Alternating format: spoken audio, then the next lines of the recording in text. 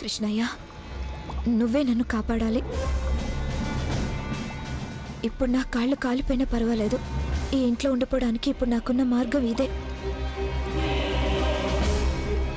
సాగర్, నిన్ను కలుసుకోవడానికి నేనేం చేయడానికైనా సిద్ధం.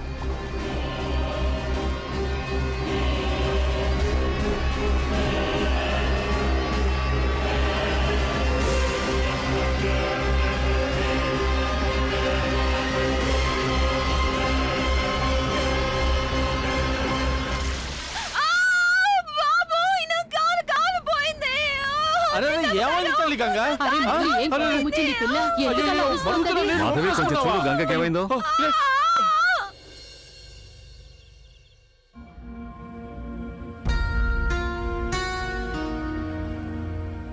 కొంచెం జాగ్రత్తగా ఉండాలి గంగా. రోజంతా ఎగురుతూనే ఉంటుంది. జాగ్రత్త ఎక్కడి నుంచి వస్తుంది పిల్లకి? అప్పుడే నేను చెప్పెళ్ళాను కదా, వేడి నీళ్లు పెట్టాను జాగ్రత్తగా ఉండమని. మరి ఎలా కాల్ చేసుకున్నావు నువ్వు? నీళ్లు వేడిగా ఉన్నాయని గోవిందయ్య గారు ముందే చెప్పారు నీకు. అయినా ఇది ఎలా జరిగింది?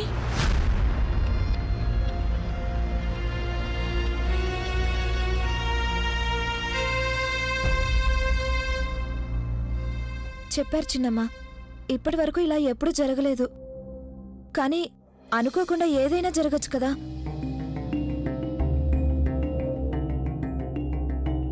తప్పంతా నాదే. పొరపాటున గిన్నె కింద పడిపోయింది.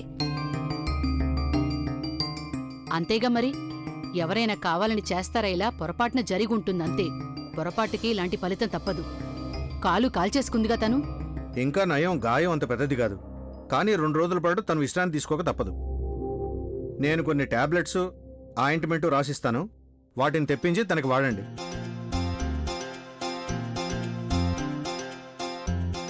ఇక నువ్వేమో 2 రోజుల పాటు కొద్దిగా విశ్రాంతి తీసుకోవాలి. ఇంట్లోంచి బయటికి అడుగు పెట్టకూడదు, ఎలాంటి పని చేయకూడదు.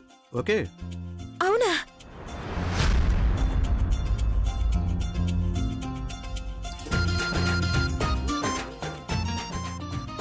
ఏమన్నారు? 2 రోజులా? ఎస్.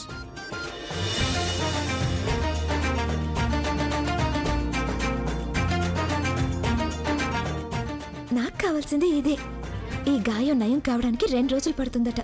ఆ 2 రోజుల తర్వాత ఇక్కడ ఉండిపోవడానికి వేరే ఏదైనా ఆలోచిస్తాను. కానీ ఆశ్రమానికి మాత్రం వెళ్ళను.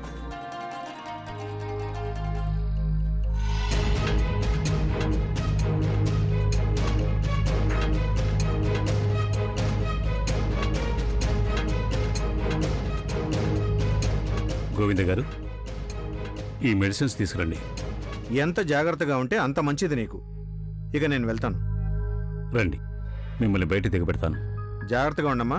రండి. అమ్మగారు, డాక్టర్ గారేమో 2 రోజులు విశ్రాంతి తీసుకోమన్నారు. ఇక నేను ఆశ్రమానికి ఎలా వెళ్ళడం?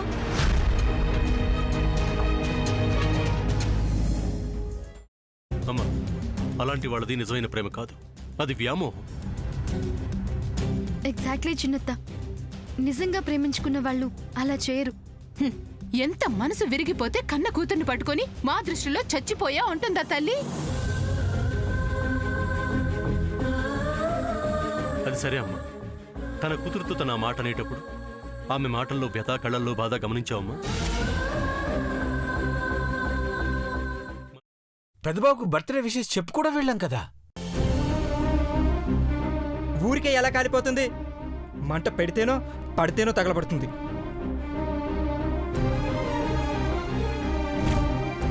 కరెక్ట్ చిన్నబాబు. నీకొచ్చినట్టే నాకు డౌట్ వచ్చింది. పార్వతే షర్టును తగలబెట్టిందనుకుంటా.